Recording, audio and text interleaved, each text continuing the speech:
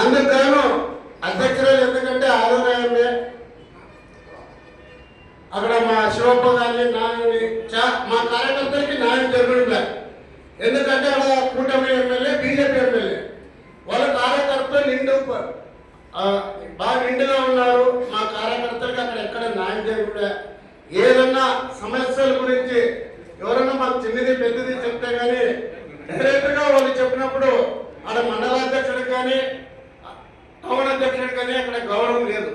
ఎందుకంటే మా కృష్ణమతిని ఎంతో ఇది చేసి అక్కడ మన కార్యకర్తల్ని మన పార్టీ నాయకుల్ని కాపాడుకోలేకుంటే టౌన్లో కానీ వైఎస్ఆర్సీపీ బలపడుతుంది తప్ప మన కూటమి బలపడదు. ఎందుకంటే మా కృష్ణమ్మ దృష్టికి వచ్చింటది.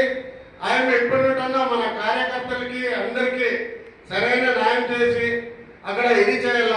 అక్కడ ఎందుకంటే బీజేపీ ఎమ్మెల్యే ఆయన స్థానికుడు కాదు. స్థానికుడు అంటే మనం తల్లి పిల్ల వల్లీల అనేది ఉంటుంది.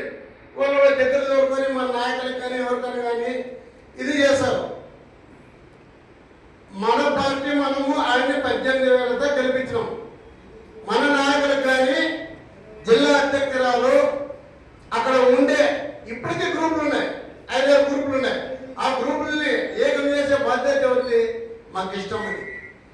ఈ గ్రూపుల్ని ఏకం చేసి ఇప్పుడు మన మండలాధ్యక్షులు టౌన్ అధ్యక్షులు ఎట్లున్నామో ఫస్ట్ మనము ఒక రూమ్లో కూర్చొని ఆ గ్రూపులో మనం అందరూ ఒకత కూర్చొని తర్వాత టౌన్ మండలాలు అందరినీ పిలిచి ఒక భారీ ఎత్తున మీటింగ్ చేసి మనమందరూ చేయి కలిపి చెప్తే ఆ రోజుల్లో ఒక రాక్షసుని ఎదుర్కొంటాము.